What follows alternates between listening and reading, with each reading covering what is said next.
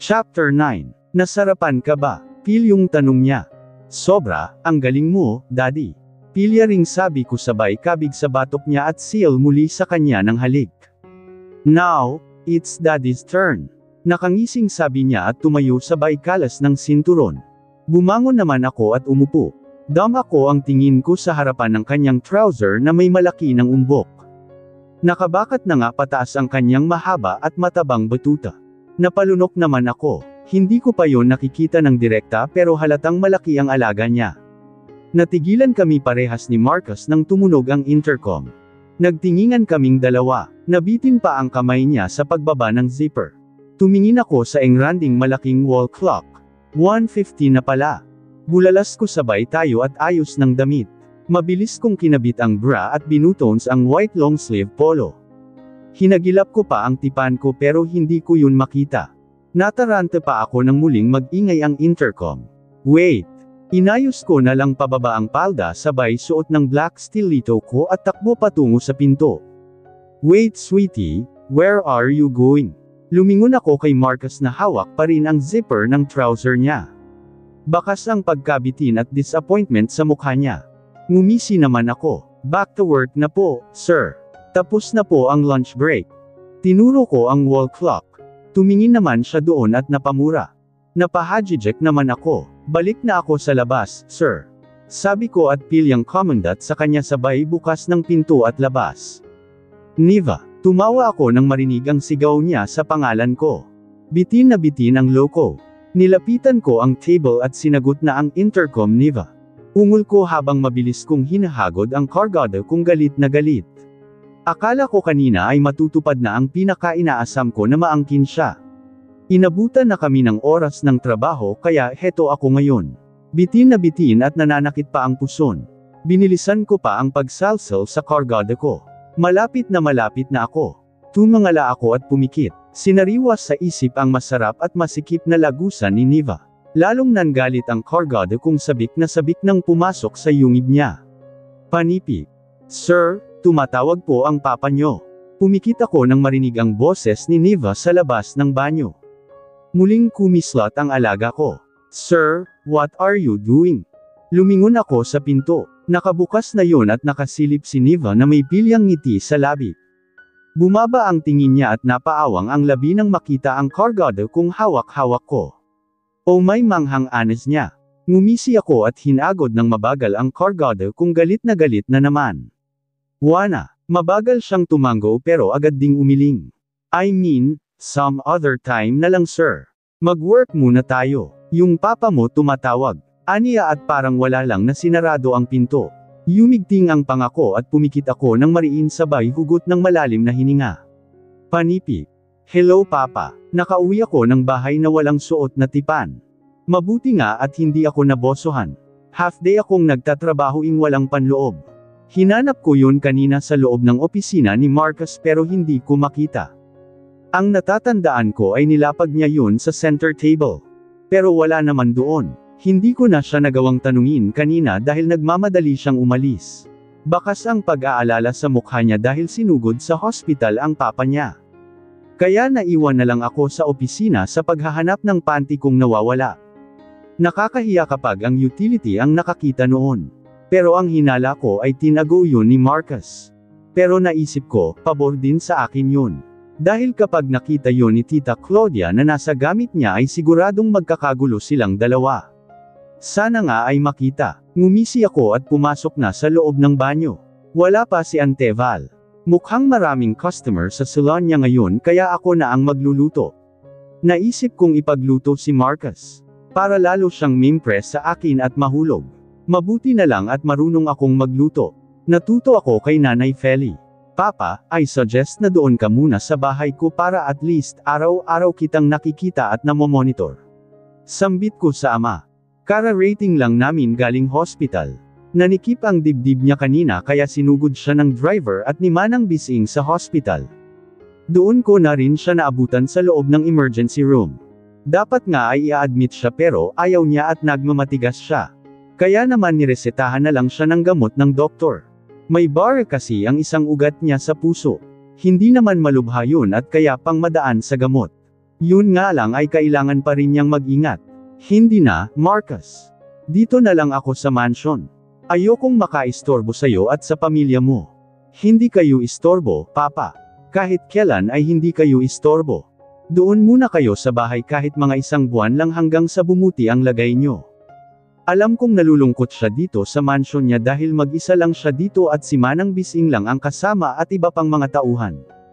Matagal ko na nga siyang kinukulit na sa bahay ko na tumira pero ayaw niya. Kaya naman madalas ko na lang siyang dinadalaw-dalaw dito sa mansion. Thrice a week o kaya ay twice a week depende kung hindi ako masyadong busy. Minsan ay sinasama ko si Claudia at Daisy. Antong hininga siya. O siya, pagbibigyan na kita. Pero kapag nainip ako doon ay uuwi agad ako dito. Natawa ako. Sige ho, kayo ang bahala. Binalingan ko ang mayordoma. Manang Bising, pakiayos na ho ang mga gamit ni Papa. Magdala na rin ho kayo ng gamit nyo dahil sasama rin ho kayo. Sige sir, mag-iimpake na ako at bibilinan ko muna ang mga kasambahay. Tinanguan ko siya, siguradong matutuwa si Daisy na magbabakasyon kayo sa bahay. Ngumiti si Papa, miss na miss ko na ang apo ko na yun kahit nagkita lang kami nung linggo. Napangiti na rin ako, mahal na mahal ni Papa si Daisy. Palibasa ay unang apo at nag-iisang apo. Lolo natigilan ako nang marinig ang matinis na boses ni Daisy. Nakita ko siyang tumakbo palabas ng main door. Agad naman siyang sinundan ng yaya niya. Pinatay ko naman ang cellphone at tumayo mula sa loveseat chair at sinundan din si Daisy. Umawang ang labi ko nang makita si Papa Damian na inaalalayan ni Marcus at ng isang tauhan na ay upo sa wheelchair. Bumaba din mula sa sasakyan ng mayordomang si Manang Bising na may dalang mga bag. Anong ginagawa ng matandang to dito sa bahay at bakit may dala silang gamit? Don't tell me na dito natitira ang matandang lumpo na to. I miss you, Lolo. Sambit ni Daisy at lumapit kay Papa Damian at yamakap. I miss you too, apo ko. Niyakap din ni Papa Damian si Daisy at hinalikan sa buhok. Dinadalaw niyo po ako dito sa bahay, Lolo. Parang ganun na nga, apo.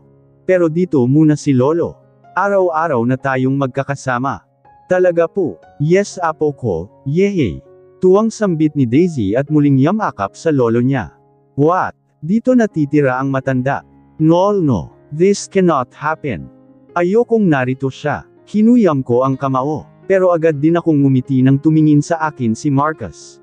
Tumikim ako at lumapit na sa kanila. Hi Han. Bati ko kay Marcus at hinalikan siya sa labi. Ngunit naglanding lang ang halik ko sa gilid ng labi niya dahil iniwas niya ang mukha. Hinalma ko muna ang ngit-ngit sa dibdib at binalingan si Papa Damian. Hi Papa, good evening. Masiglang bati ko sa matanda at hinalikan siya sa pisngi. Good evening Claudia. Malamig lang na bati niya at tipid na ngumiti. Kahit kailan talaga ay ayaw sa akin ng gerang na ito. Di bale, di rin naman siya magtatagal.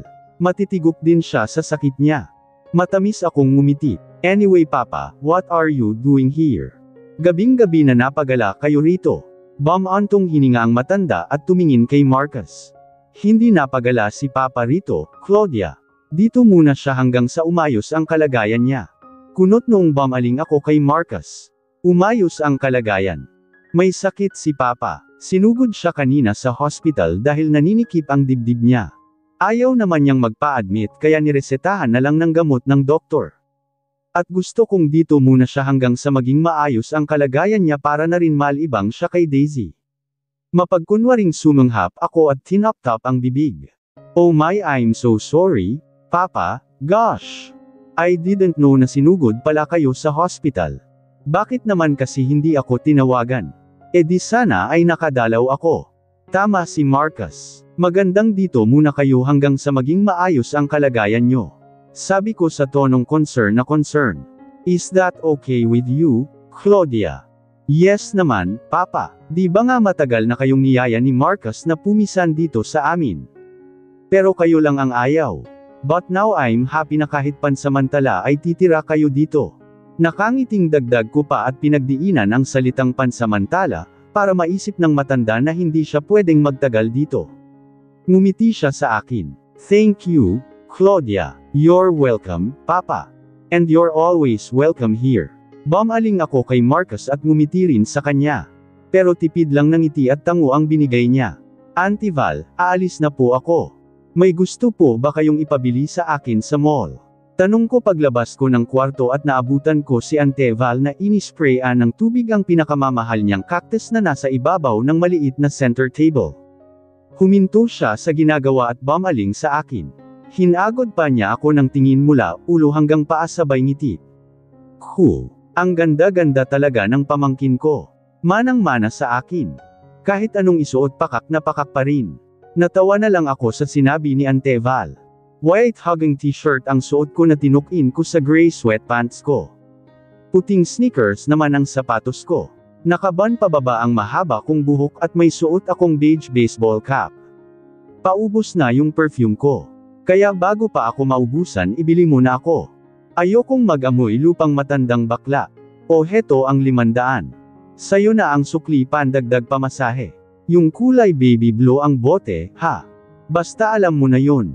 Opo, binalik ko sa kanya ang 500 pesos. Kunot noong tumingin siya sa akin at tiningnan ang pera sa kamay. Ngumiti naman ako, sagot ko na po, Auntie. Libre ko na po sa inyo yun. Ay talaga ba, Niva? Opo, nako salamat. Yun lang po ba ang ipapabili nyo? Yun lang. Ay, pang chicha pala. Ubus na ang stock natin sa pantry eh. Natawa ako sa request ni Auntie Val. Mahilig kasi siya sa mga katkutan. Sige po, ako na ang bahala. Aalis na po ako. Sinukbit ko na sa balikat ang handmade tote bag. Humalik ako sa pisngi ni Auntie Val. Mag-iingat ka, ha? Maraming loko sa daan. Opo, lumabas na ako ng bahay at sinuot na ang dark sunglasses. May kataasan na ang araw dahil 9:00 na ng umaga. Bumantong hininga ko at naglakad na palabas ng kanto. Linggo ngayon kaya may time akong gumala sa mall. Pero bago pumunta sa mall ay may iba muna akong pupuntahan. Dinukot ko sa loob ng tote bag ang cellphone kong nagri-ring. Bumantong hininga ko nang makitang si Marcus ang tumatawag. Sinagot ko yun. Morning, sweetie. Bati niya sa akin sa malambing at magaspang na boses. Wala sa sariling napangiti ako. Morning, Marcus, tapos na kayong magsimba. Yeah, kauuwi lang namin. What are you doing? Are you still on your bed? No, naglalakad ako dito sa labas. Saan ka pupunta? Sa mall. Gusto mong sumama? Nakangangising tanong ko. Sinusubukan ko lang naman siya. Narinig ko ang pagbuntong hininga niya. I want to but hindi ako makakaalis. I'm sorry sweetie. Maybe next time. Napanguso ako. Hindi ka makaalis dahil nandyan si Ma'am Claudia. Natatakot kang maghinala siya. Hindi ako natatakot sa kanya, sweetie. Hindi ako makaalis dahil nandito rin sa bahay si Papa. Hindi ko siya maiwanan. Every Sunday na lang kami nagkakasama ng buong araw. I understand. Dahil sa nangyari sa papa niya ay doon muna ito mamamalagi sa bahay niya pansamantala hanggang maging maayos ang kalagayan. Nakikita kong mahal ni Marcus ang papa niya pati na rin ang anak niya. Nakikita ko ring mabuting asawa siya kay Tita Claudia. Minsan ay naririnig kong magkausap sila sa phone. Casual lang ang boses niya at hindi malambing gaya ng kung paano niya ako kausapin. Pero hindi ko pa rin maiwasan minsan na magduda sa sinabi niya na hindi niya kailanman minahal si Tita Claudia. Ilang taon na rin silang nagsasama sa isang bubong kaya hindi imposible na mahalin niya si Tita Claudia.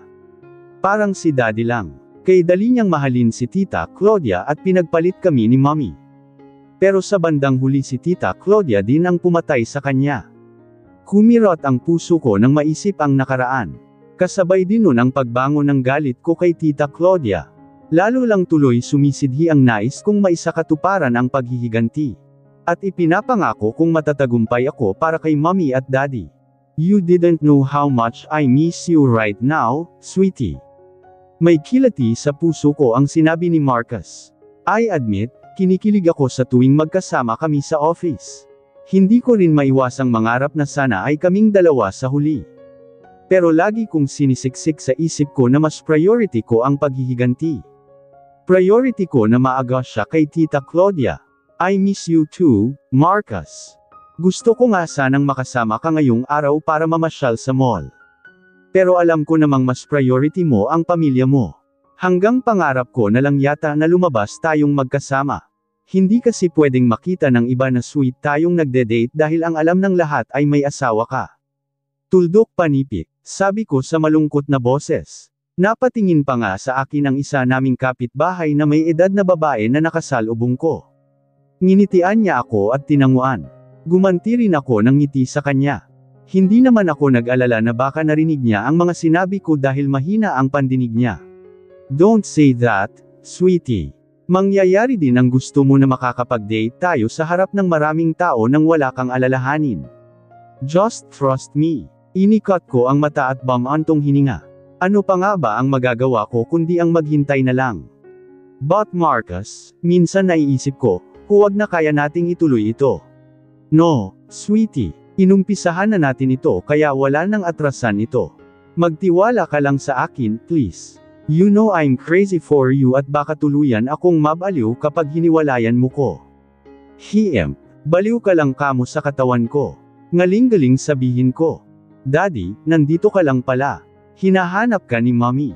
Tuldok panipik, naglapat ang labi ko nang marinig ko ang boses ni Daisy sa background.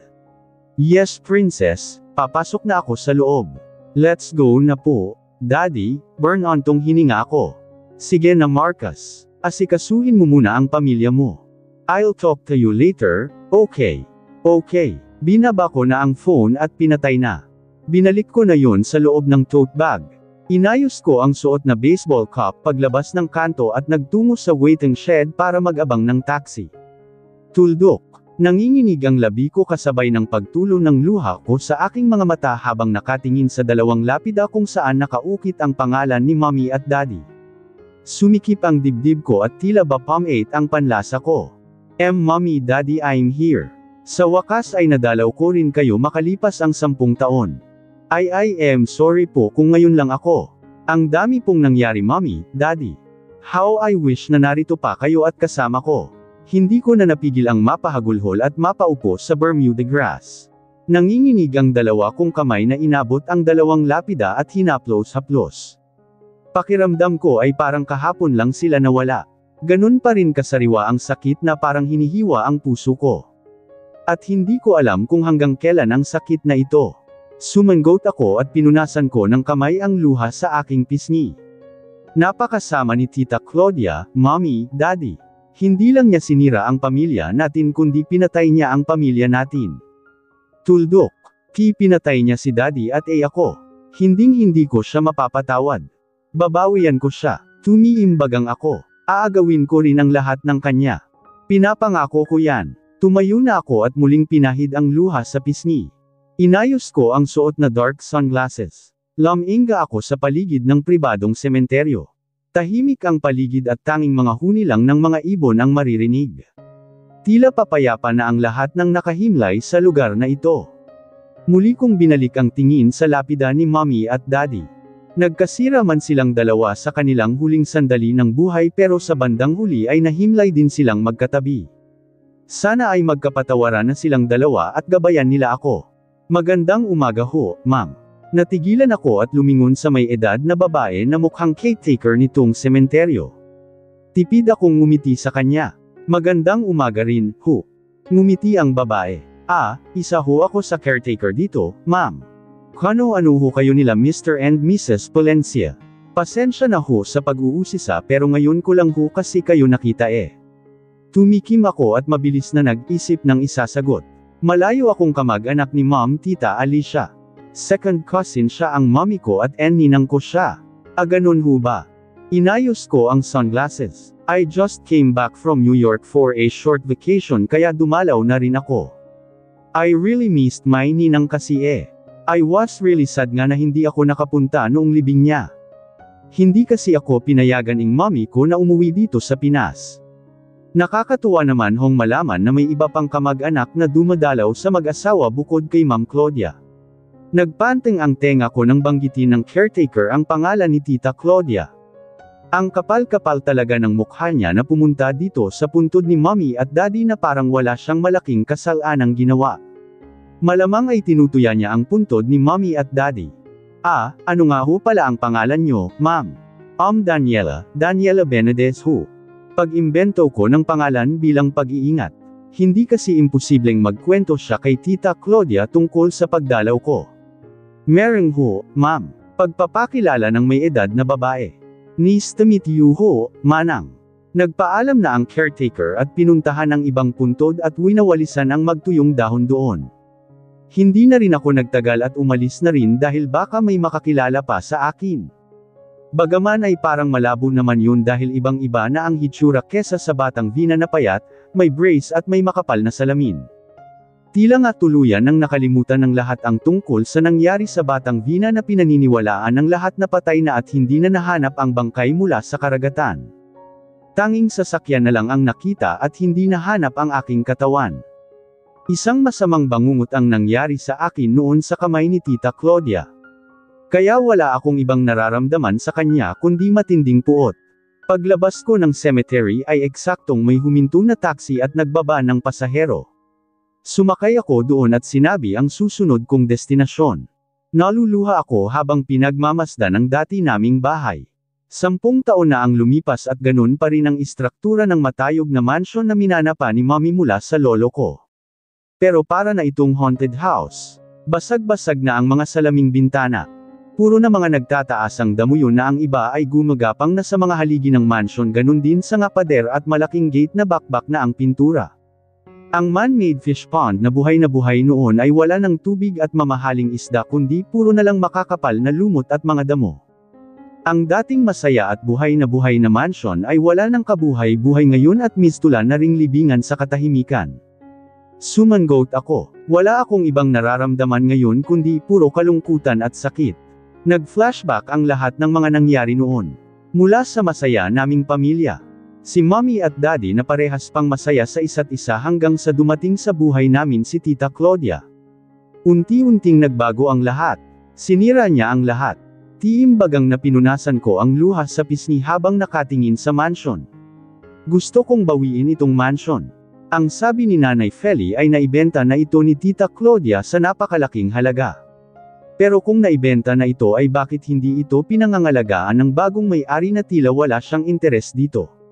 Napabuntong hininga na lang ako at mabigat ang loob na nilisan na ang lugar. Napangiti ako habang pinagmamasdan si Papa at si Daisy na nagkukulitan. Bakas sa kanilang mukha ang saya lalo na si Papa na buhay ang tawa. Game na game din siyang makipag-selfie kay Daisy. Mahilig kasing mag-selfie ang anak ko at kumuha ng iba't ibang picture. Nilingan ko si Claudia na nasa tabi ko. Matamis siyang ngumiti sa akin at humawak sa hita ko. Gusto ko sanang tumayo at lumipat ng upuan. Pero siguradong sasama ang loob niya at uulirati niya ako hanggang sa magtalo kami. Hanggat maaari ay iiwasan kong makipagtalo sa kanya habang narito si Papa para hindi ito ma-stress. What if mag-out of town tayo next weekend? Matagal na tayong hindi nakakapag-out of town. May bagong tayong hotel ang isang kakilala ko sa Tagaytay, bamantong hininga ako. Titingnan ko. Tipid lang na sabi ko. Oh come on Han. Huwag mo nang tingnan. Push na natin ang out of town. Marami akong paperworks this coming weekdays. Baka abutin pa yon ng Sabado. Sumimangot siya. Puro ka na lang work. Wala ka na namang oras sa amin ni Daisy. Matalim ko siyang tiningnan. Ako pa talaga ang walang oras kay Daisy. Sino ba sa ating dalawa ang laging ginagabi ng uwi at mas priority ang gala? Huwag mo kong umpisahan Claudia. Ayokong makipagtalo sa iyo hanggat nandito si Papa. Ayokong ma-stress siya. Kaya kung wala kang magandang sasabihin ay itikom mo na lang ang bibig mo. Mahina at mariing sabi ko sa kanya para hindi marinig ni Papa at Daisy. Hindi naman siya umimik at inikot lang ang mga mata. Gustong-gusto ko na talagang makawala sa kanya. Pakiramdam ko ay nasasakal ako kapag kasama ko siya. Hahanap lang ako ng magandang tiyempo. Hindi na ako makapaghintay na makasama si Niva. Sana all Blumang. May boyfriend ka na no? Panunukso sa akin ni Aya. Blumang lang may boyfriend na agad. Natatawang sabi ko. Meron Inga ba? Dagdag panunukso pa ni Christy. Wala no. Nakangising sabi ko at sumipsip sa straw ng iced tea. Nagkasabayan kaming tatlo dito sa cafeteria para magmeryenda. Minsan sa isang linggo ay 2 o 3 beses kaming nagkakasabay magmeryenda.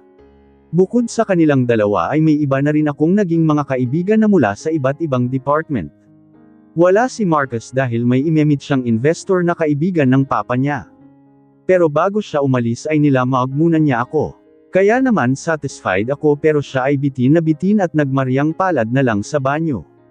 Kasalanan niya eh. Sa pagdaan ng mga araw ay ramdam ko ang lalong pagkasabik sa akin ni Marcus. Lagi siyang gigil sa akin. Lagi na rin siyang maaga kong pumasok para lang makipaglamangan sa akin. Dahil nga bawal ang relasyon namin ay patago lang kaming dalawa. Sa loob ng opisina ang lagi naming tagpuan. Hindi pa kami dumarating sa punto ng penetration dahil laging nauudlot. Kaya lagi siyang bitin. So what's the real score between you and Terrence?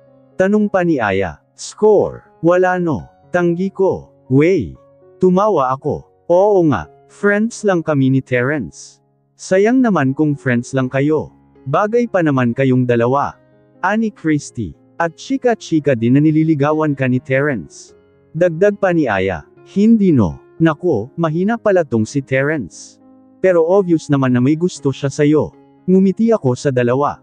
Kahit naman may gusto siya sa akin ay hanggang kaibigan lang ang tingin ko sa kanya. Oh, poor man. Hindi pa nakakapanligaw busted na agad. Sabay tawa naming tatlo. Kayo talaga. Well, sa tingin ko rin kasi na hindi ako ang babaeng para sa kanya. May iba pang babaeng nararapat sa kanya. Saad ko pa. Kahit magkagusto pa ako kay Terrence ay hindi rin ako magtatangkang makipagrelasyon sa kanya. Magulo ang buhay ko at ayoko siyang madamay. Lalo pa at tuso, utak kriminal si Tita Claudia. What's up ladies? Parang ang saya ng pinag-uusapan nyo, ah. Sabay-sabay kaming lumingon kay Terrence na bagong dating. Pinandilatan ko ng mata ang dalawa bilang babala. Wala. Usapang babae lang. Nakangising sabi ni Christy. Oo nga. Join us here na lang Terrence. Aya ni Aya. Wait, bibili lang ako ng snacks. Palem ni Terrence na lumingon pa sa akin at ngumiti bago tumungo sa counter. Tumingin naman sa akin ang dalawa at nanunuksong ngumiti. Nginisihan ko lang sila. Isa-isa kong tiningnan ang tatlong klaseng ulam na dala ni Niva na nakalagay sa mga food container. Pork ribs ang isa na mamula-mula ang kulay. Mabango ang aroma nun. Ang isa naman ay nilasing na hipon at ang isa ay amplayang may itlog. Hindi na niya ako inorderin ng pagkain sa resto dahil may dala daw siyang pagkain para sa aming dalawa. Ikaw ang nagluto ng lahat ng ito. Tanong ko. Yes. I cooked for you. Nakangiting sabi niya at naglagay na mainit na kanin sa mga plato namin. Kanin lang ang binili niya sa cafeteria at ang mga dala niyang ulam ay mukhang ininit niya sa oven. Napangiti ako. Parang may kumiliti sa puso ko. Seriously? Pinagluto mo ko? Oo nga, parang hindi ka naniniwala. Natatawang sabi niya. Natawa na rin ako at dinampot na ang kutsara at tinidor. Well, I really can't believe. Kung makapagsalita ka naman parang first time na may nagluto para sa'yo. Ngumisi ako, ganun na nga. Ikaw ang kauna-unahang babaeng nagluto para sa akin. Except my mom of course. Talaga, how about Ma'am Claudia? Hindi ka ba niya pinagluluto? No, she can't cook. Oh, this tastes so good. Akala ko adobo. Barbecue pala. Sambit ko nang matikman ang pork ribs. Ngumiti siya. I'm so happy you like it. Actually, special recipe yan ng tiyahin ko na tinuro niya sa akin. Ilang beses nga akong pumalpak dyan but now, perfect ko na. Tumanggaw-tango ako at samubo ng kanin. Perfect nga. Mas masarap pa kesa sa mga nasa restaurant. Way. Bola natatawang sabi niya. Hey, I'm telling the truth. Sobrang sarap nga. Nakangising sabi ko. Oo na sige na. Tikman mo naman yung hipon saka yung ginisang ampalaya na may itlog. Alright. Tinikman ko na nga ang dalawa pang putahe. Parehas ding masarap lalo na ang ampalayang may itlog na first time ko lang din matikman. Both are delicious. Pero mas gusto ko itong ampalayang may itlog. This is my first time eating this. Mukhang marami akong bagong pagkain na matitikman kay Niva. At excited na ako sa iba pa. I didn't expect na ganito siya kasarap magluto. And I feel so important dahil pinagluto niya ako. Siya lang ang kaysa isang babaeng pinagluto ako maliban kay mama. Nahihilig ka na sa gulay, ha? Ganyan ba talaga ang tumatanda na? Tumingin ako sa kanya at ngumisi. Hey, that's below the belt, sweetie. Oh, I'm just kidding. Pero totoo namang tumatanda ka na. How old are you again? 40. Nakangisi ding wika niya na halata namang inaasar ako. I'm only 37, sweetie. Nang haba ang nguso niya. Ganon na rin yun. 3 years na lang 40 ka na. Tumawa ako. Sige lang sweetie, asarin mo lang ako. Lamog ka sa akin mamaya. Feel yung banta ko. Pero humajijek lang siya. Nakakatakot naman yan, daddy. Pilya ring sabi niya at sensual na sinubo ang kutsara at inikot-ikot ang dila doon habang malagkit siyang nakatingin sa akin. Kumislot naman ang alaga ko. Ngumisi ako. Parang gusto kong tapusin agad ang pagkain para makain ko na ang masarap na panghimagas ko. Kaya naman sunod-sunod na ang naging subo ko. Dahan-dahan lang sa pagkain sir, baka mabulunan kayo. Natatawang saway pa sa akin ni Niva. Na, I'm fine. Gutom ako. At gusto ko na ring tikman ang panghimagas ko. Tumaas ang 2 kilay niya. Panghimagas. Wala tayong panghimagas, sir. Ngumisi ako at malagkit din na tumingin sa kanya. Meron akong panghimagas. Masarap na panghimagas. Umawang ang labi niya at unti-unting sumili ang ngiti sabay kagat-labig. Mukhang nakuha na niya ang ibig kong sabihin. Napansin kong pinagdikit niya ang mga hita niya.